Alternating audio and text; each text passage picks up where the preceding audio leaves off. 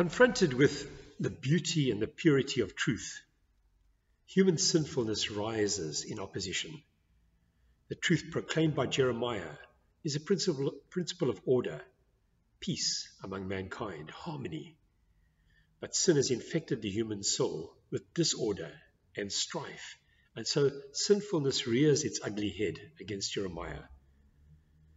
Jesus, Jeremiah, each of these is calling people back to the greatest commandment: love of God as the highest love, and love of people as evidence of that love. But power, pleasure, possessions have become the first and only love of the people. And these prophets are uncomfortable, wearisome, troubling. Get rid of the message by getting rid of the prophet. So sin seeks to extinguish God's shining light. Jesus declares today, the Son of Man will be delivered to the chief priests and scribes. They will condemn him to death, to be mocked and scourged and crucified.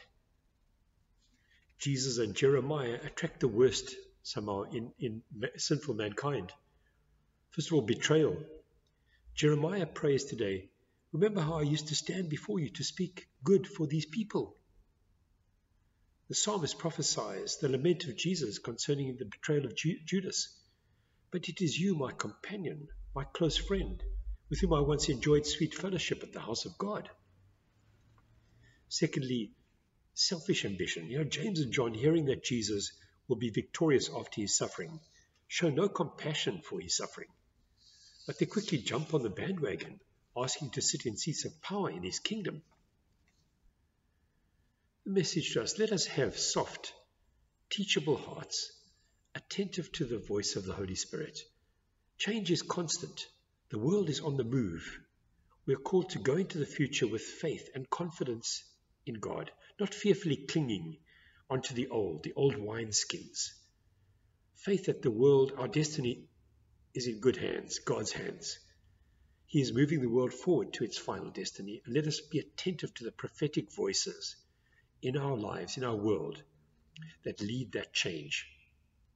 Careful that in our fallen humanity, we are never numbered among those who betray the bearer of truth, spread fake news to discredit the one who opposes our sin, or like a vulture jostles to benefit from the downfall of the good person. Jesus once said to Pilate, all who love truth recognize my voice.